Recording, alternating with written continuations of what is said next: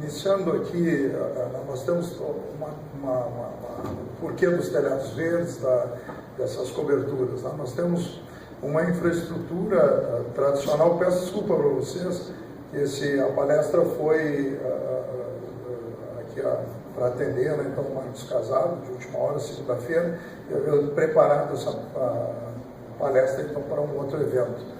Bom, então está em inglês, não deu tempo de traduzir, como tinha, me propus a apresentar, mas não vai ter dificuldades, mas são as imagens. Tá? Então aí está claro a infraestrutura urbana que nós temos, uma infraestrutura linear. A água chega de longe, ela também, a água que é tratada, é utilizada dentro da habitação, ela passa a ser tratada também longe, um lugar, uma ITE, uma estação, quando é tratada. Aliás, no Brasil, 90% da água de esgoto, ela vai sem tratamento próprio, né? Ou vai ser infiltrada, ou vai passar a arroios, né? Ou rios, e vai fazer a poluição. É bastante evidente. Aqui em São Paulo, nós estamos nas regiões mais desenvolvidas do país, né? E o rio, todos os rios que passam por aqui entram limpos e saem terrivelmente sujos, né? Não é nem um pouco assim poluídos, é demais, né? Mesmo com todos os tratamentos, isso é impróprio.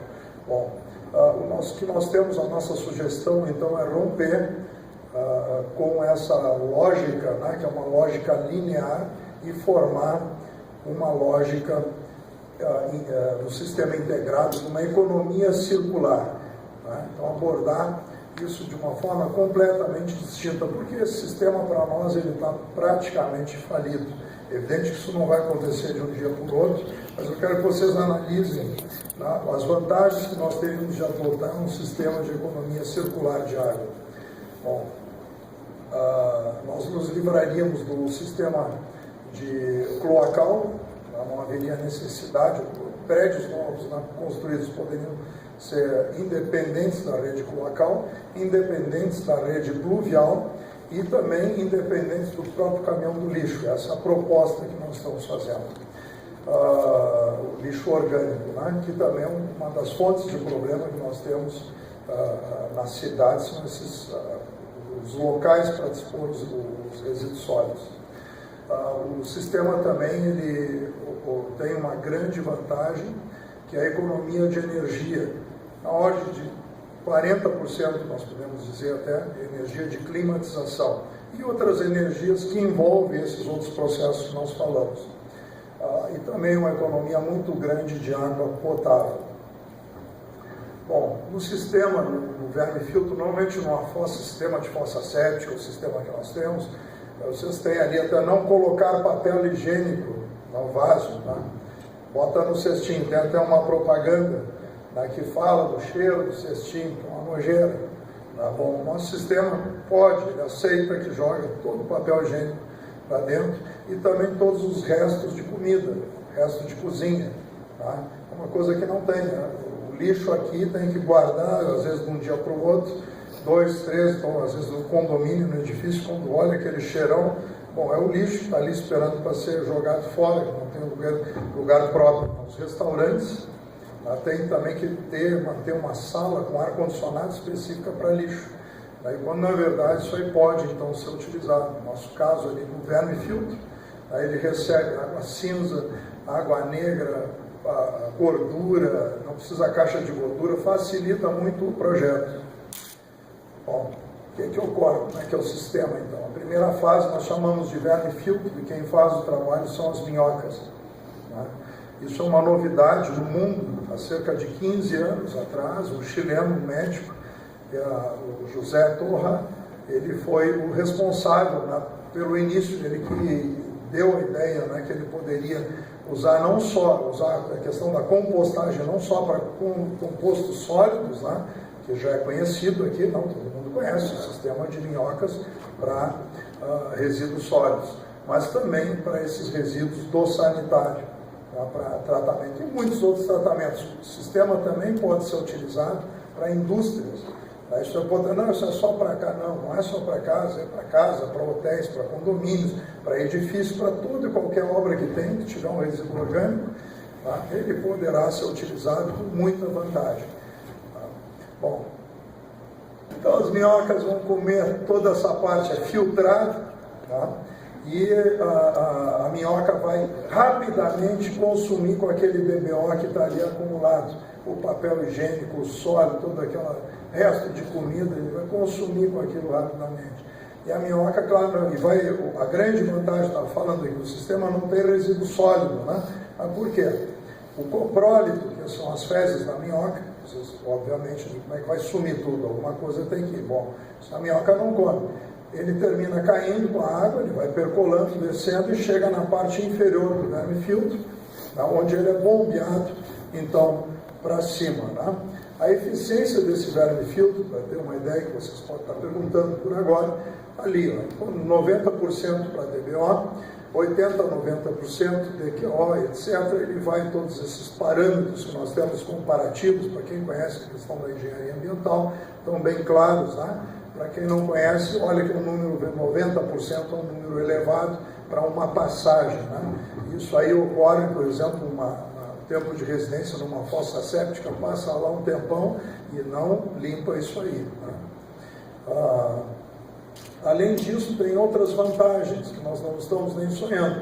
Tem a questão da desinfecção, então a minhoca come esses ovos, né, enfim, eumintos, nematóides, outras coisas, né? Consome com isso aí também.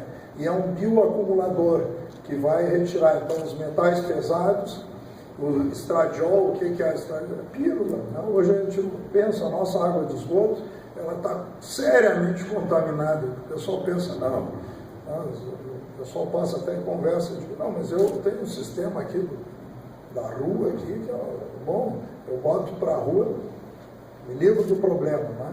E a responsabilidade. Na verdade, essa água está carregada, né, com esse estradiol, com o Prozac, né, que tem antidepressivos. Isso é um mal, né, que nós temos na nossa sociedade, talvez por ela ser tão desprovida de vegetação, essas nossas cidades, é que nós tenhamos talvez todo esse mal, né, das depressões, enfim. Bom, o fato é que esses fármacos, né, eles vão ocasionar problemas lá adiante na natureza, o equilíbrio ecológico, né, são hormônios. Tá? O peixinho com o Prozac, ele fica muito mais valente, sai brigando, tá? É verdade, isso o pessoal já fez esse levantamento. Tá? Inclusive, pela questão do hormônio, os peixes, já foi um trabalho, né, inclusive na Flórida, o pessoal fez, com relação do sexo dos jacarés, né, lá do crocodilos, lá dos lagos. Então, o jacaré estava tendo problemas afetivos lá, então, ao fim de não sabia onde se colocar, lá, os jacarés machos estavam se tornando mais raros, né, o número de machos na população, em função, acreditam eles, então, dessa concentração de hormônios. Então, são responsabilidades que nós temos, né, do tratamento da água, e que não adianta delegar isso à parte popular, enfim, aos abertos, porque se eles não estão cuidando disso com toda a forma que deveriam. Tá? Bom, depois da parte do vermifiltro, ele vai para a parte do superior, onde o telhado verde, né, ele passa a compor. A nossa proposta agora de telhado verde, nós fomos pioneiros na parte de apontar em cima, né? Enfim, tá? Bom, é esse piso elevado, né? Um piso elevado com o sistema laminar. Então toda essa parte aqui é com água. Em cima tu não tem água nenhuma depositada, então não tem problema de dengue, de mosquito, de nada. Essa aqui é a parte do lago, a aquacultura. Para que serve a aquacultura? Nós podemos criar, entende, o peixe como um indicativo que essa água está boa. Tudo isso aí também é uma questão lúdica. A pessoa pode olhar peixinhos vermelhos, enfim, a água está boa, ela está ali já, ela passa, né, por essa torre verde que nós chamamos, ela sai do vermifiltro, entra na torre verde, onde ela perde bastante nitrogênio, né, e passa também aqui onde ela tem um tratamento de raízes, né, nessa parte de baixo, as raízes das plantas são oferecidas, né? Então o sistema wetland, para quem então conhece o tratamento, o banhado construído, ele é um sistema muito eficaz, muito eficiente. Com isso, a nossa telhado verde, ele é também um sistema de captação de água de chuva. Tá? Ele tem dupla ou tripla finalidade. Ele é um telhado verde, é um sistema de captação de água de chuva. Onde é que nós vamos conseguir água para irrigar o nosso telhado verde? Vocês estão olhando sistemas aí pela feira e verificando, né? São sistemas normalmente de substrato, de solo, coloca ali em cima, mas isso precisa ser irrigado. Como é que isso vai para uma cidade lá como o Rio de Janeiro, sistema com esse tamanho, né? E a água vai tirar da onde? Vai tirar da água da torneira, a água que tem, a água que tem disponível para todo mundo é água tratada, né? E que há um contrassenso não utilizar água tratada para irrigação. Nós utilizamos então essa água da chuva, né, junto com a água de esgoto, mesmo porque a água da chuva pode faltar. Em Brasília ficam 6 meses praticamente sem chover. Nesse aí ele está todos os dias, por uma família, uma casa, são 1.000 litros. Né? Enfim, se é uma residência, um edifício com 100 pessoas, 200 pessoas, muito mais a quantidade de água que nós vamos ter diretamente contribuindo. Ela vai ter um tempo de residência aqui em cima, que é proporcional ao volume do próprio prédio, tá? E poderá, a partir daí, então, também continuar o tratamento, e nós vamos verificar aqui. Bom, aqui está o sistema laminar, também de como ele funciona, né? Então, esses módulos, um justaposto de um lado do outro. Isso aqui é um edifício aqui em São Paulo, né? Ele serve também, um outro ponto lá para os arquitetos, ele serve como reservatório de amortecimento de água de chuva.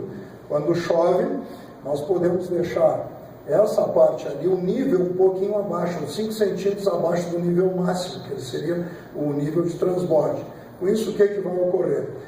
Quando na hora do temporal mesmo da chuva que nós precisamos, esse nível vai subir e depois, por um ladrãozinho pequeno, uma velocidade pequena, ele vai baixando de novo e com isso faz as vezes do reservatório de amortecimento, que no caso não precisaria, mas ser lá embaixo, ele pode ser lá em cima, né, e ter já completamente amortecido e talvez até infiltrado essa água, que nem vá para pluvial nenhum. Mas serve esse sistema laminar também para uma exigência legal, cumprir com uma exigência legal de uma forma muito econômica. Isso vai sair mais barato do que as situações convencionais. O que é então esse sistema por baixo, o wetland, né? Então ali estão as raízes sendo oferecidas, são as plantas que fazem o tratamento? Não são as plantas, são os micro-organismos. Os micro-organismos, eles pegam aquele patógeno, que é por isso que nós tratamos o esgoto, para retirar os patógenos, e vão destruindo, né? Desmontando aquilo e as moléculas e colocando em forma simples que vão formar outros seres, né? Então vai formar a minhoca, o peixe come a minhoca, isso antes disso tem toda uma cadeia ali de biorremediação de micro-organismos, né? De cujo micro-organismos se alimentam também as minhocas daquela mucilagem, né? Então isso vai ser transformado, né? Então o que nós estamos propondo aqui não é só recirculação, né? Vocês poderão até achar engraçado o negócio, mas é sério. Não é só a recirculação da água, mas também a recirculação das proteínas, dos alimentos, dos nutrientes. Tá? Nós vamos literalmente comer dali. O que nós contribuímos ali no sanitário, na parte da manhã, podemos estar jantando de noite como peixe. Beleza? Isso você pode achar, digo, não, mas que nojo essa coisa. Não, mas não. É assim que nós nos alimentamos. De uma forma um pouco indireta, mas todo o detrito ele é um adubo que vai fertilizar e nós vamos nos alimentar daquilo lá. Bom, por que não aproveitar essa ideia em termos de resíduos industriais até, né, ou resíduos urbanos, e transformar isso em proteína, em alimento para alguém ou para alguma coisa, que seja para a ração de cachorros, minhocas, né, pode ser utilizado. Então nós olhamos assim, dentro da cidade nós passamos a ter, em termos de não só do reuso, né, uma ideia nova, da água, né, mas também depois a aproveitamento dessa água para arrefecimento. Vamos usar essa água no quê? Nós vamos utilizar alguma coisa que vai nos dar lucro. Tá? Lucro através da economia pelo arrefecimento evaporativo do prédio, que é o que nos está dando o sistema integrado. Né? Aí a eficiência também do Etna, né, que vocês podem ver que também que os números são altos, são padrões para o Etna, né, e eles se cumprem perfeitamente. A fase 3 que nós estaríamos é a utilização disso, né, que nós vamos ter ali a parede verde e também no sistema brise vegetal. Esse aqui é o sistema brise vegetal, esse aqui, né? Ele vai uma floreira dessas por andar. E nós podemos fazer uma fachada com 20 metros. Nós temos aqui uns edifícios também, aqui no Siena Madureira, já feito com isso aqui. Tá? São poucos exemplos, infelizmente, uma coisa que está iniciando, poucos exemplos no mundo, né? Ou aquele outro prédio que foi citado no Chile, alguns outros, né? São, na verdade, os poucos exemplos que nós ainda já temos. É um campo muito fértil, ainda que nós temos muito a evoluir nisso aí. Então, o sistema basicamente ele é muito simples, é uma estrutura, né, que nós grudamos na parede, uma calha que colocamos ali e está feita a floreira isolada, completamente isolada do prédio. Vocês sabem que todos esses problemas, essa questão de floreiras já antigas, né, o problema principal que o arquiteto não gosta é justamente a infiltração. Esses aqui são completamente isolados. Né? O próprio sistema aqui de parede verde, então ele é completamente isolado, ele cai de cascata, é ligação de um para outro, existe comunicação, inclusive do sistema radicular na questão vertical, né? E ele irriga somente de cima e o resto cai por cascata, de cima para baixo. Né? Então o sistema que já faz aproveitamento, né? E própria limpeza da água, como ele cai em cascata, né? Ele termina ocasionando, ele faz parte então integrante da limpeza da água, enfim, tudo aqui tem uma outra finalidade. Bom, a fase 4 seria a fase de armazenamento da água na parte inferior, né, que nessas cisternas do chão, isso aqui é opcional, se precisamos ou não, se queremos mais águas, então nós vamos armazenar essa água também aqui, e logo tem um ladrão e tem uma outra cisterna que seria uma cisterna de infiltração. Então vai infiltrar o restante para o subsolo e não precisamos mais com isso do pluvial. Essa aqui essa cisterna, né, um cone virado para cima e um virado para baixo, ele enche com brita e isso aqui pode passar um caminhão em cima sem problema, tem uma resistência muito grande. Então, o sistema de ecopavimento também, um pavimento permeável, pode ser com brita ou com grama, né? Ele faz essa absorção total da água. Né? O que nós ganhamos com isso tudo aqui é uma eficiência bastante grande por simulação computadorizada, né? Tanto no envoltório do prédio, aqui nós estamos olhando, isso aqui seria para um prédio térreo, né? Então o brise vegetal tem uma contribuição pequena e o telhado verde uma contribuição maior, porque ele tem muito mais telhado do que paredes. Mas isso pode inverter se for o caso do edifício, onde a fachada dele poderá ser aproveitada, então, o brise vegetal para sumir com calor ali. Né? Isso aparece na simulação computadorizada, podendo ser comprovada a eficiência do sistema mesmo antes de utilizá-lo. Então, o sistema, então, a economia circular, e eu fico à disposição, acho que no tempo que mais ligeirinho um pouquinho, se alguém quiser fazer alguma pergunta, alguma dúvida sobre o sistema novo, com certeza, né, eu estou à disposição para responder. Então está aberta a sessão de